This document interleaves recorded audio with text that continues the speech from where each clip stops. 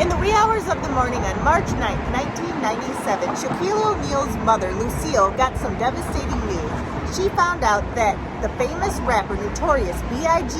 had been shot just outside Petersen Automotive Museum in Los Angeles, California. And to make matters worse, her son was actually friends with the Notorious B.I.G., Shaquille O'Neal. Shaquille O'Neal was supposed to go to this party with Notorious B.I.G. He actually had his long white coat picked out and a white top hat all laid out, ready to go. He said, well, a nap couldn't hurt. He took a little nap that turned into a long nap. He missed the whole thing. He got the call from his mother in those wee hours. And he, of course, was very saddened by what had happened. He also started thinking to himself, what if I would have been there? Would I have been shot? Could I have stopped it? A lot of questions for Shaquille. We're here at the murder site of the Notorious B.I.G. We're going to take you around, talk a little bit more about his final day on Earth. And we cordially invite you to come along. Come along.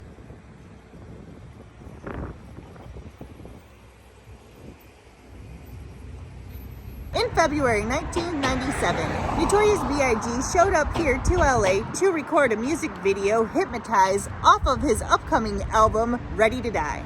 He was staying at the Westwood Marquis Hotel right there.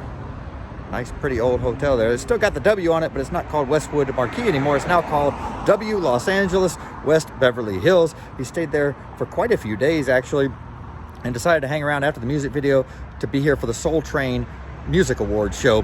After that, he was going to leave on March 8th to go to London, but he decided to hang around again. This time, his plan was to attend a party at the Petersen Automotive Museum. He spent most of March 8th talking to his manager in the hotel, planning out the upcoming tour.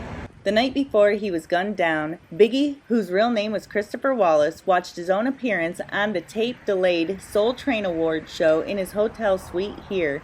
At the show, he presented an award to singer Toni Braxton. The next night, he left here on his way to the party. When they arrived here, they parked in the museum's parking deck behind us. They would have pulled in there, probably walked, I don't know if there's an entranceway, there might be an entranceway through there, would have walked in that way, and then they all hung out in the car museum. This is a really neat museum. Heather and I have been in here before. It's closed right now because of COVID, but they have all kinds of cool movie and TV cars in there. And so this was a big party. Somebody from Vibe magazine was throwing the party on. Notorious B.I.G. felt like it would be pretty safe to be there. Sean Puffy Combs was here as well, and many other people.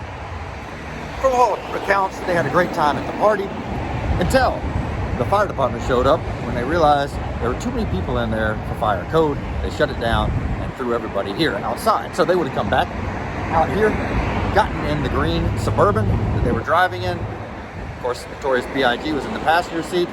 Sean Puffy Combs was in the car in front of them, and they would have come pulling out right through here, taking a right, heading for that light right there.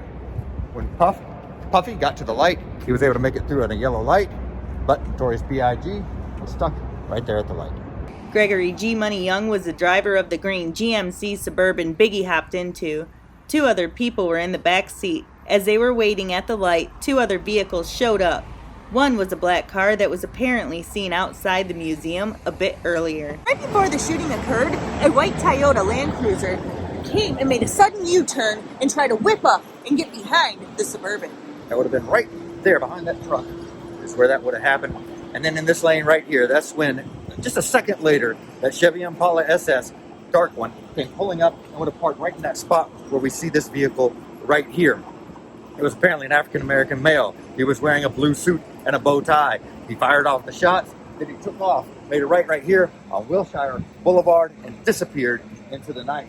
Meanwhile, Sean Puffy Combs had gone through the light. Of course, he was up there somewhere, saw and heard the commotion behind him. He actually got out of his vehicle and came running down the road, ran up to the seat Piggy was in, and yanked open the door to check on his friend. Puff Daddy found his friend leaning and bleeding on the dashboard with his tongue out. Biggie was rushed to the hospital right away. We're at Cedars-Sinai Medical Center, which is only 2 miles away from where Biggie was shot. They got him here very quickly. It did take 6 guys to get him out of the vehicle and onto the gurney because he weighed in at 395 pounds at the time of the shooting. They got him in immediately to emergency surgery, but it didn't take long for him to be declared dead at 1:15 a.m. Just a week after his death, His album titled Life After Death was released, and it went on to become one of the top-selling rap albums of all time.